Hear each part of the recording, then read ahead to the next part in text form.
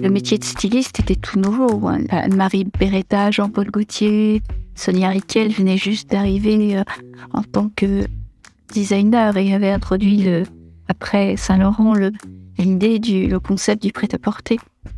Donc, et puis moi, je suis arrivée par le biais de l'industrie quand même, par les filatures. Et je pense que ce qui a fonctionné, c'est que je connaissais la technique, puisque je m'étais frottée au métier, à la filature, puis ensuite au métier à tricoter.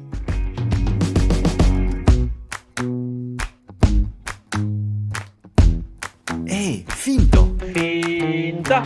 Elles ont défriché des chemins, ouvert des voies, porté une voie, en Aveyron et parfois bien au-delà. Toutes ont en commun ce territoire. À partir de la ruralité, qui les a naturellement façonnées, le témoignage de ces pionnières contribue à penser le rapport à l'accomplissement des femmes à la campagne, au féminisme et à l'enclavement, d'hier jusqu'à aujourd'hui. Et si la journaliste Annick Cogent compare le parcours des femmes à des courses d'obstacles, la ruralité en serait-il un de plus ? C'est la question, en creux, à laquelle répondent les pionnières que j'ai invitées au micro de Finta. Après Marie-Thérèse Lacombe, Danielle Puech, Nicole Fage-Galtier, Danielle Dastug, Emmanuelle Gazelle, Sarah Sengla et Josette Hart, qui se sont livrées dans la première saison des pionnières, je vous propose de compléter la collection. Aujourd'hui, avec Catherine André. Depuis Millau, où elle s'est installée, Catherine André s'est fait un nom parmi les grandes maisons du luxe français. On dit d'elle qu'elle est la magicienne de la maille. Elle cite Jeanne Campion, Marguerite Duras, George Sand comme ses muses. Son atelier dans une ancienne mégisserie à Millau et sa dernière boutique à Rodez, où nous nous sommes retrouvés pour cet enregistrement, souligne son attachement à cet Aveyron où elle a choisi de vivre pour mieux rayonner à l'international. C'est en suivant son époux, aveyronnais et médecin, qu'elle est arrivée à Rodez d'abord, à Millau ensuite. Sa maison, à Haguessac, c'est son refuge, là où elle aime s'isoler pour créer et puiser son inspiration, dans les paysages sud-aveyronnais qu'elle sillonne et qui lui rappellent l'Irlande. Mais c'est dans le Nord Aveyron, sur les cosses du Comtal et de l'Aubrac, qu'elle entend réellement le chant de la terre aveyronnaise. Comme toutes les pionnières de la collection de Finta, je lui ai demandé de commencer par cette phrase, à la manière d'Annick Cogent. Je ne serais pas arrivée là si...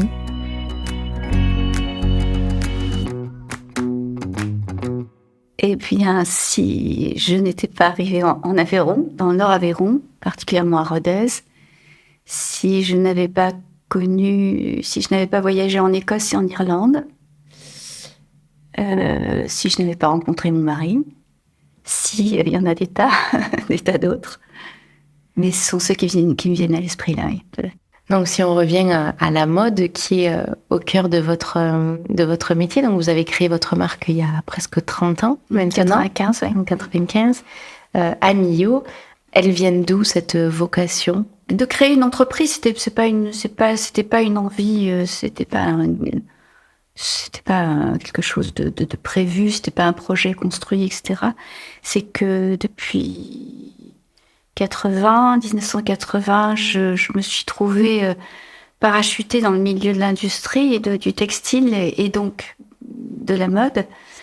Et donc j'ai travaillé pendant pas loin de 20 ans, pendant 15 ans, en freelance, auprès de designers, de quelques couturiers, et en tant que je vendais des maquettes de mailles, et auprès des filatures en tant que conseil maille et conseil couleur et fil. J'ai jamais été salariée, j'ai toujours été indépendante. Et puis, je pense que c'est la naissance de mes deux garçons qui m'ont fait réaliser que ce que je faisais, en fait, ce travail de conseil que j'adorais. Enfin, je voyageais en Italie, j'étais tout le temps à Paris, je rencontrais toute une faune complètement atypique de gens. C'est très particulier l'univers du textile. Et puis j'ai eu mes deux garçons, et là je me suis dit quand même que je trouvais que je faisais des choses bien, je m'occupais des choses bien futiles. Et c'est mon mari qui me... Non, oui, en fait, Je m'étais liée d'amitié avec Claude Barthélemy, qui était véronais d'origine, que j'avais rencontré parce qu'il faisait partie de mes clients, mais il m'avait jamais rien acheté. Et puis un week-end, il nous invite chez lui, là, près de Villefranche-de-Panat. Et puis au bout d'une longue soirée de discussion, au petit matin, il me dit, enfin, Catherine, arrête de faire ce que tu fais. Monte, arrête de vendre des dessins. Fais ta collection. Tu as tout ce qu'il faut pour faire ta collection. Et avec Jean-Luc, mon mari, on me demande, mais c'est un peu compliqué. Comment il faut faire? C'est pas du tout. Écoute, c'est simple. Hein. Tu auras bien un filateur, un fabricant qui va t'aider pour ta première collection. Tu paieras pas les frais de développement. Tu prends un tout petit stand au salon du prêt-à-porter. Et si tu vends 500 pièces, ça veut dire que tu as une place sur le marché. Donc c'est ce qu'on a fait. Enfin, c'est ce que j'ai fait une collection et on a vendu plus de 500 pièces. On a vendu 1000 pièces.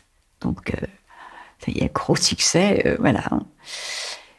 Sauf qu'on savait pas du tout ce que c'était qu'une lettre de crédit, puisqu'on avait quand même une grosse commande de japonais que mon mari avait pris dans une cabine téléphonique sur un bord d'autoroute. Moi, c'était pas du tout, je me voyais pas du tout à la tête d'une entreprise, donc je me reposais complètement sur les épaules de mon mari qui avait son cabinet de pédopsychiatre. Donc il venait jeter un coup d'œil, il vérifiait, il regardait la compta quand même. Et en bon Aveyronais, il est quand même perclus de bon sens. On a tout de suite vendu à l'export. Comme on a eu cette grosse commande de japonais, on a cherché comment faire un salon au Japon. Et on a eu notre première clientèle, surtout japonaise en fait, finalement. Là, c'est toujours l'essentiel de votre activité, l'export? Oui. Bon, plus avec nos boutiques maintenant, puisque avec nos 4 boutiques, on est, voilà, c'est à peu près l'équivalent de ce qu'on fait à l'export. La mode, vous y destiniez pas initialement, en sortie d'études en tout cas? J'ai pas fait d'études de mode du tout. Hein. Comment vous avez appris? J'ai appris sur le tas. Enfin, j'ai fait une année de beaux-arts parce qu'à ce moment-là, bon, ça me trottait un peu dans la tête de faire quelque chose de ma vie, parce que j'ai jamais eu aucune ambition. Je suis partie en fac de lettres parce que j'avais envie de parler les langues étrangères et peut-être pour voyager, mais voilà, comme ça, juste pour le plaisir de la langue. Mais c'est tout, ça allait pas plus loin, quoi. Et quand je suis arrivée à Rodez, je me suis dit, là, ma petite, il faut que tu fasses quelque chose. Parce qu'en fait, avant Rodez, mon mari et moi, on habitait dans le Gard. Et donc, il y avait toute une population d'artistes, de peintres, écrivains anglo-saxons, américains, anglais, etc., qui me commandaient des pulls. Parce qu'à l'époque, je tricotais à la main.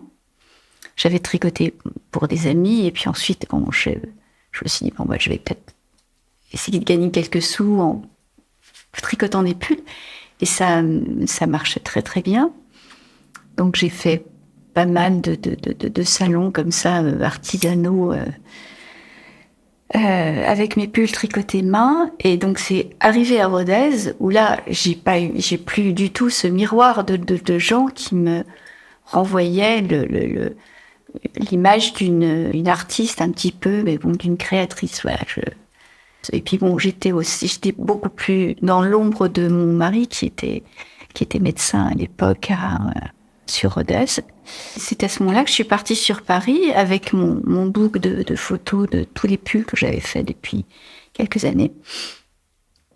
Et j'ai pris des rendez-vous dans tous les bureaux de style possible imaginable sur Paris. J'ai fait chou blanc, bien sûr, sauf à mon dernier rendez-vous. J'avais rendez-vous avec Promo Style à 6h du soir un vendredi, avec une styliste qui était partie en week-end. Bien sûr, elle avait oublié le rendez-vous. Une parfaite inconnue. Mais j'ai trouvé quelqu'un qui, pour le faire court, qui m'a orientée vers Rossana Orlandi, qui, à l'époque, dans les années 80, a dirigé le bureau de style de la filature de son père, près de Milan.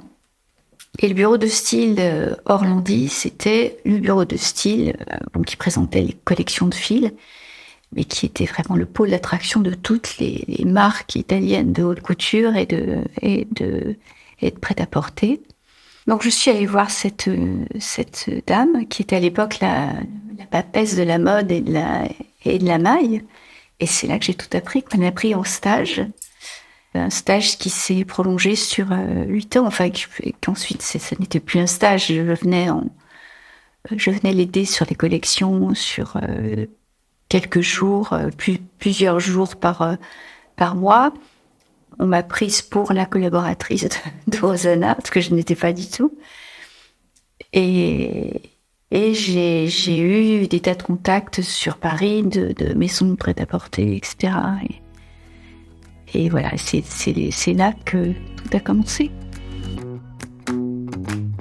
Ce qui est intéressant dans votre parcours, je trouve, c'est que la mode paraît être un univers difficile à pénétrer et que vous avez fait votre bonhomme de chemin, alors en saisissant les opportunités, les rencontres comme... Oui, alors j'ai fait le chemin. La mode, c'est les podiums, c'est être une star, voilà. Mais à l'époque, c'était ça aussi un petit peu, mais le métier de styliste était tout nouveau. Anne-Marie Beretta, Jean-Paul Gaultier, Sonia Rykiel venaient juste d'arriver en tant que designer et avait introduit après Saint-Laurent l'idée le concept du prêt-à-porter. Donc, et puis moi, je suis arrivée par le biais de l'industrie quand même, par les filatures. Et je pense que ce qui a fonctionné, c'est que j'avais, en plus d'un certain talent à manipuler la couleur et une expertise en maille, je connaissais la technique, puisque je m'étais frottée au métier, à la filature, puis ensuite au métier à tricoter. À quel moment est-ce que vous choisissez la maille? Tout de suite, puisque j'ai très vite tricoté. Ma grand-mère m'avait appris à tricoter quand j'étais enfant. Mais ensuite, j'ai jamais vraiment tricoté parce que je trouvais ça très, très ennuyeux et je n'arrivais jamais à terminer un pull aux grandes dames de ma grand-mère. Et puis, ça a démarré quand j'ai fait mon premier voyage en Irlande avec une amie. Pourquoi on a choisi l'Irlande, je me souviens pas. Et là, vraiment, je suis tombée amoureuse de ce pays à taille humaine. Et j'ai découvert toute la tradition textile, en fait. Les tweeds, les mailles à rang. Et donc, j'avais l'intention d'écrire mon journal de voyage, parce que c'était mon premier voyage seul, en fait, avec une amie. Je me suis mise en tête de tricoter mon journal de voyage. Mon journal de voyage, c'était un panneau de mailles qui est devenu une énorme écharpe que je tricotais avec des morceaux des chutes de fil des usines de tweed que je mettais bout à bout, que je nouais. Donc, alors je les nouais avec une certaine architecture de couleurs. Et ce qui me fascinait, c'est un peu comme l'écriture automatique en fait. Ce qui me fascinait, c'est que ensuite, quand ils étaient tricotés, du fait du nœud et du tricot, il y avait des harmonies de couleurs complètement différentes. Donc il y avait d'abord la suite de couleurs que je faisais avec des nœuds, avec des sections de fils plus ou moins grandes. Ensuite, la mise en plot, qui était encore quelque chose de différent parce qu'on voyait toutes les couleurs comme ça s'amonceler. Et ensuite, le tricot qui donnait quelque chose de complètement différent. Alors, je faisais du jersey, je faisais pas de maille fantaisie ni quoi que ce soit. Mais rien que ça, je trouvais ça fascinant. Et je tricotais un petit bout tous les soirs. Donc c'est vraiment cette tradition irlandaise qui vous voilà. a plongé dedans. Et le fait aussi de tricoter une histoire. Là, c'était pas une histoire, c'était des fils. Enfin, si, c'était mon histoire à moi. Et a germé l'idée de...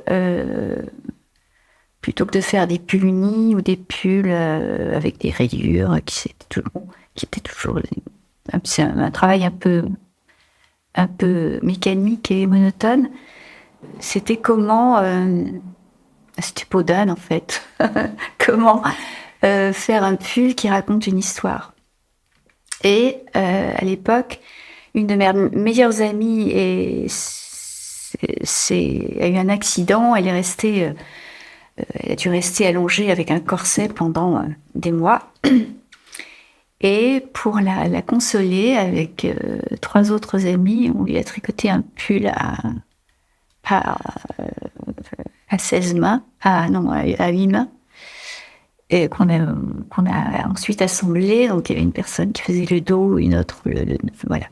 Et ça a donné une espèce de pull paysage. En plus, c'était vraiment, à l'époque, c'était la fin des années 70, c'était la pleine tendance des pulls paysage. J'avais pu voir en Irlande de toute l'histoire, en fait, que chaque point a une signification. C'est comme un mot, c'est comme les pulls que les femmes de pêcheurs tricotent à leurs pêcheurs de mari. Il a une signification, et ça permet aussi de les reconnaître en cas de drame et en cas de naufrage. C'est-à-dire C'est-à-dire qu'on reconnaissait, quand les corps n'étaient plus identifiables, on reconnaissait le pêcheur grâce à son pull. Et quand vous dites que chaque point a une signification, c'est pas systématique, mais c'est-à-dire que chaque point a un symbole. C'est comme sur les tapis traditionnels marocains, iraniens, etc. Dans tout travail textile, chaque motif a une signification liée souvent à la nature. L'épi de blé, le sapin, le chardon, voilà. Et donc là, on parle de vous comme la magicienne de la maille. Oui, je sais pas trop ce que ça veut dire. Je vis des instants de magie, mais c'est presque pas moi qui les crée. C'est vrai que chaque pièce devient unique dès l'instant où elle est portée par telle ou telle personne. Parce que le vêtement, ça n'est pas rien. C'est bourré de sens, c'est notre deuxième enveloppe et ça parle. Donc, j'adore rencontrer les clientes dans mes boutiques, leur parler, voir comment elles se sont appropriées le vêtement, comment elles le customisent, comment elles le portent avec d'autres marques, comment elles le coordonnent avec un pull qui a 10 ans. Parce que c'est ça aussi, ce que j'ai découvert au Japon au contact de mes clientes japonaises. Elles gardent mes pulls comme leurs kimonos dans leurs armoires, et ensuite, quand elles ne peuvent plus les porter ou quand est venu le temps de la transmission et du don, elles en font cadeau à leur fille ou à leur petite fille. Ça, c'est une volonté aussi de votre part d'avoir une ligne intemporelle, de transgresser les saisons. Oui. Même si je suis quand même pas mal imprégnée des tendances, puisque je fais partie du comité français de la couleur. Donc, qu'est-ce que vous y faites dans On élabore une gamme de couleurs qui sera universelle, qui va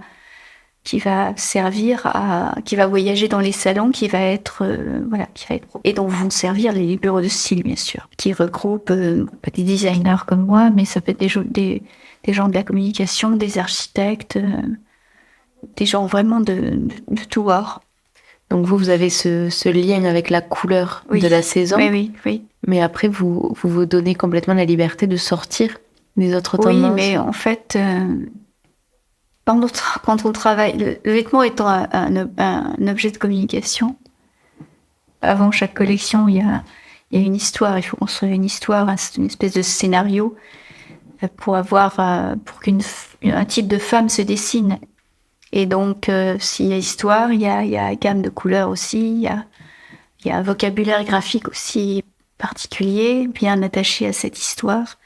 Tout doit s'imbriquer, tout doit avoir un sens. Même si on laisse aussi au fil de l'élaboration de la collection le hasard venir mettre un peu de désordre dans tout ça.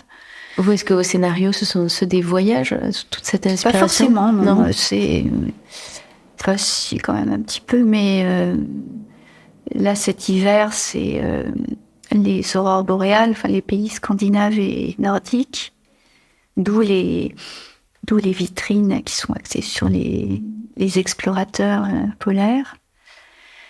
L'été précédent, c'était tout simplement c'était Jacques-Henri Lartigue, les photos de Jacques-Henri Lartigue et la personnalité la joie de vivre, le bonheur de vivre qui se dégage des photos de cet homme. L'hiver d'avant, c'était... Ah oui, alors ça, c'est né un petit peu d'une histoire avec une cliente belge. Et elle a acheté un château en Écosse sur une île. Et donc, ça fait quand même quelques années de ça. Ça doit faire 4 ou 5 ans. Et quand je l'ai rencontrée, la première fois que je l'ai rencontrée, elle m'a dit « Ah, mais il faut absolument que vous veniez faire les photos dans mon château, etc. » Et donc, moi qui suis amoureuse des îles anglo-saxonnes, de l'Écosse, de l'Irlande, donc cette île qui était complètement, presque la plus lointaine des îles Hébrides, j'ai commencé à complètement gamberger, à rêver de ça. Donc, j'ai fait une collection sur ce rêve, sur la restauration de ce château, avec la découverte des blasons, etc. Et puis encore avant, c'était le Covid. Donc là, ça a été une collection très, très particulière qui s'est faite juste avec ma première assistante. On était tous seuls à travailler dans mon bureau.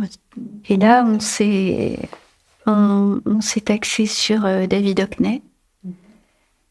Ah oui, parce que j'avais vu il y a pas longtemps, c'est un film plus vieux que ça, mais un film d'un Italien, The Biggest Splash. C'est le titre d'un tableau d'Hockney, avec une comédienne que j'adore, qui est Tilda Swinton. Et c'était une histoire de piscine, en fait. Et au début, j'ai voulu faire une collection un petit peu sur ce décalage entre ce que portait Tilda Swinton dans cette île italienne au large de la Sardaigne, je crois, ou de la Sicile, je sais plus. Et puis ensuite, avec le titre du film, j'en suis venue à David Hockney. Et comme par hasard, quand j'habite à Guessac, et tous les jours, quand je vais au bureau, il y a une petite route de l'autre côté du Tarn, il y a une petite route qui serpente dans les cerisiers. Et c'est vraiment, pas dans les mêmes couleurs, parce que les couleurs du tableau de David Hockney sont beaucoup plus fortes. Mais ça me fait penser à un tableau, je sais plus, qui s'intitule, c'est une petite route qui serpente, avec 2-3 palmiers, des petites maisons, voilà, donc voilà, c'est tout un tas d'associations d'idées, Puis comme je suis beaucoup en voiture, je conduis beaucoup, je me déplace beaucoup, donc c'est à ce moment-là que les idées se décantent et qu'il y a des choses qui remontent. Et à partir de là, du moment où vous avez l'idée, où vous croisez les idées, comment est-ce que vous travaillez ? Alors, avec David Hockney, c'était facile. On a élaboré une gamme de couleurs vraiment directement inspirée de ces tableaux, avec beaucoup de nuances de turquoise à cause des piscines. On a commencé à travailler des dessins de mailles, des jacquards et des imprimés, puisqu'en été on fait pas mal d'imprimés aussi, basés sur les reflets d'eau de piscine. Donc ça, c'est avec vos assistantes ? Oui. Votre premier cercle d'assistantes ? Voilà, oui. Moi, j'ai que 2 assistantes. Une assistante qui est très axée imprimée et qui m'aide aussi dans toute la logistique de la collection. Et puis une assistante qui est avec moi depuis le début, en fait, et qui s'est mise à la maille petit à petit, qui, elle, s'occupe plus particulièrement des mailles. Donc vous dessinez ensemble les premiers modèles ? Oui, les modèles viennent après, les formes viennent après. C'est avant tout... Parce qu'en fait, on part du fil jusqu'au produit fini. Donc, la priorité, c'est élaborer la gamme de couleurs pour pouvoir... on choisit nos fils en même temps, en parallèle. Mais bon, c'est relativement simple puisque c'était plus compliqué au moment du Covid parce qu'il n'y avait pas de salon. Donc, on s'est fait envoyer les collections par les filateurs. Mais... comme j'ai quand même pas mal de contraintes, savoir, je prends toujours des fils qui peuvent se laver facilement, où la couleur tient, et puis j'essaie de prendre au maximum des couleurs naturelles, donc c'est des 100% coton, ultra fins, c'est des mélanges viscoses polyamides, et donc la gamme de couleurs pour pouvoir commander toutes les couleurs, de façon à pouvoir faire nos coloriages décider des couleurs et ensuite recommander, parce qu'il bien sûr il y a du déchet, donc on fait une première gamme de couleurs. Très très vite, il faut mettre en place les jacquards et faire les coloriages. Là, il y a des couleurs qui s'éliminent et ensuite on passe aux commandes en vue de fabriquer les modèles. En fait, tout se bouscule un petit peu parce tant qu'on prévoit les mailles et les imprimer sur des bases de coton, une voile de coton pour l'été, il faut aussi qu'on construise qu'on construise la collection et qu'on pense au modèle. Donc même si on a quand même une bonne proportion de pièces qui sont permanents, un t-shirt reste un t-shirt, on ne va pas changer grand-chose, peut-être l'encolure ou les manches, etc. Il y a quand même un bon pourcentage de modèles nouveaux. Et donc là, il faut les lancer, il faut commencer à les mettre au point en même temps que tout ce travail de mise au point de mailles se fait. Donc la modéliste commence à travailler en fait quasiment en même temps que nous. On lui donne quand même des idées de nouvelles bases de pulls, de pantalons, de manteaux, de vestes, etc. Ensuite, une fois que toutes les mailles les dessins de mailles et d'imprimés sont prêts, on envoie les imprimés donc en Italie à faire imprimer sur ce qu'on appelle des pièces. Donc une pièce c'est 50 mètres de tissu. Et là par contre, on va chez nos tricoteurs qui sont en France pour étudier les coloriages. Et là, on passe une âge de 2 journées et on revient avec 10, 8, parfois plus de coloriages. On se pose au studio, on fait le tri, on en fait refaire. Et une fois que tout ça est arrêté, que tout ça s'imbrique, que les familles de couleurs, parce que dans une gamme de couleurs, en fait, on a en général 3 histoires de couleurs. On va avoir des froids, des chauds et puis des neutres. Schématiquement, c'est ça. Donc, on fait en sorte que tous ces coloriages de mailles rentrent dans ces cases-là. Et ensuite, si on a bien commandé le fil à temps pour tricoter donc une pièce dans chaque jacquard ou chaque maille, on lance la fabrication des premiers modèles de la collection. Et là, c'est des va-et-vient incessants entre le studio et le fabricant, qui lui va fabriquer, il va tricoter, il va confectionner le modèle. Donc ça revient au studio. Il y a des modifications où il n'y en a pas. Parfois, la maille ne correspond pas du tout à ce qu'on veut faire en termes de modèle. Donc il faut la refaire, il faut rajouter un fil, il faut l'alléger ou l'alourdir. Voilà. Les fabricants, ils sont au Puy, à Charolais, un petit peu à Roanne et plus récemment en Belgique. Donc la collection, il y a une réunion commerciale au sein de l'entreprise et on lance ce qu'on appelle les SMS, les Salesman Samples, c'est les répétitions pour nos différents agents et showrooms. Donc ça veut dire qu'on multiplie cette collection, donc ça veut dire en général 80 modèles, accessoires compris, par 9, avec un timing de livraison pour pouvoir ensuite, parce que toutes ces répétitions reviennent à Millau pour être vérifiées, validées, étiquetées et renvoyées aux différents agents qui vont les présenter en showroom ou au salon. Donc là, tout ce processus, c'est l'équivalent de 6 mois, c'est ça ? Non, parce que là, pour l'hiver, par exemple, on a commencé en juillet par le salon des filateurs. Il faut attendre début septembre pour pouvoir faire les premiers essais de fil. Donc on commence vraiment, on entame un petit peu en juillet, on brosse le scénario, etc.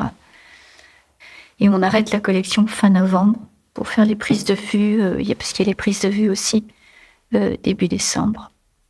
Et pour l'impression du lookbook qui nous est livré fin décembre, début janvier. Et pour des vêtements qu'on retrouve en boutique ou à la vente Qui vont être retrouvés en boutique. Les toutes premières pièces fin juillet dans nos boutiques.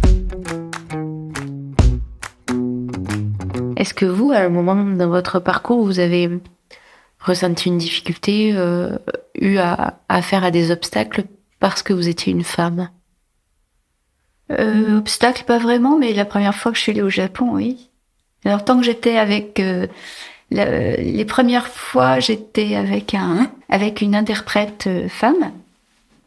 Quand j'ai eu affaire à des grosses sociétés japonaises, des gros groupes japonais, des shosha, dirigés par des hommes, et que j'étais avec mon époux, je devenais transparente, ça c'est sûr, oui. Mais pas quand j'étais seule, non. Professionnellement, non. Et même question par rapport au choix d'être en Aveyron, d'être loin de Paris, loin du cœur du réacteur. Est-ce que ça a pu être un obstacle pour vous? C'est pas un obstacle, non. Au contraire, je crois.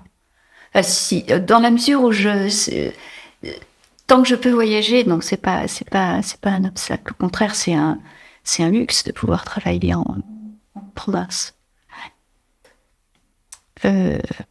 Franchement, ça m'inspire de moins en moins. Il y a de moins en moins de créateurs que j'aime, que j'admire. C'était qui que vous admiriez? Dries Van Noten, ça reste quelqu'un que j'admire beaucoup, même si depuis quelques saisons ça a beaucoup changé. Issey Miyake, c'était pour moi un vrai créateur, quoi. C'était un niveau technique, c'est un inventeur. C'était un inventeur. Comme tout le monde, j'ai admiré Chanel, Saint-Laurent, tous les grands de la haute couture, Balenciaga, Dior. Et ensuite, Sonia Rykiel, ça reste une grande dame. Elle a une très belle histoire. Après, il y en a des tas. Il y a beaucoup de designers japonais, de maisons comme Cabane de Zucca. Il y a des Italiens aussi, bien sûr. Non, il y en a quand même beaucoup. Il en reste beaucoup. Et j'avais peut-être une question qui n'en est presque pas une. Elle est pas formulée telle quelle, mais votre travail me donne vraiment l'impression, dont vous parlez de vous comme une créatrice, une designeuse. J'ai l'impression que vous êtes aussi un artisan, une artisane. Oui. J'aime pas trop le mot créatrice parce qu'on ne crée rien. On ne crée rien. Personne ne crée rien. Personne. On interprète.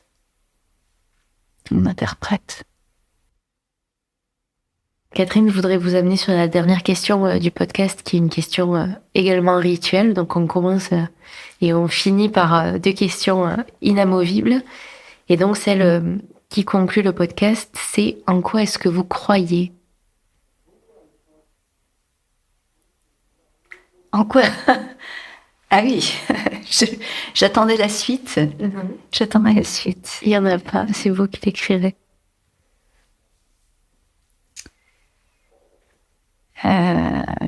Beaucoup de choses. Qu'est-ce que je vais dire en premier? Je crois en la vie, je crois en l'amour, l'amitié. Vous me faites pleurer.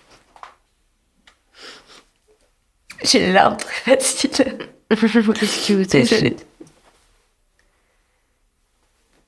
Oui, donc c'est simple.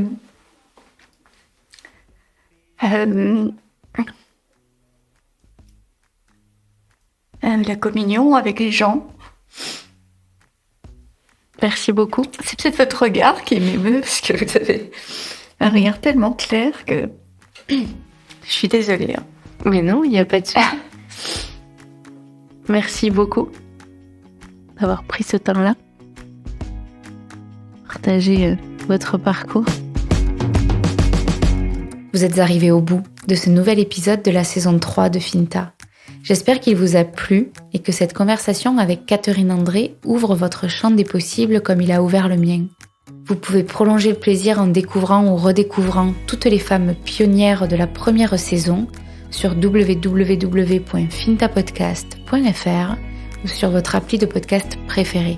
Il suffit de remonter un tout petit peu le temps. Finta est un podcast écrit, réalisé et produit par moi-même, Lola Cross. Il est mixé par Mathieu Viguier du studio Cute. Si vous appréciez Finta et que vous souhaitez soutenir mon travail indépendant, parlez-en autour de vous. C'est le meilleur soutien que vous puissiez apporter au podcast. Vous pouvez suivre toute son actualité sur www.fintapodcast.fr, sur les réseaux sociaux avec finta.lepodcast et aussi vous abonner à la newsletter pour recevoir tous les nouveaux épisodes directement dans votre boîte mail. À très bientôt.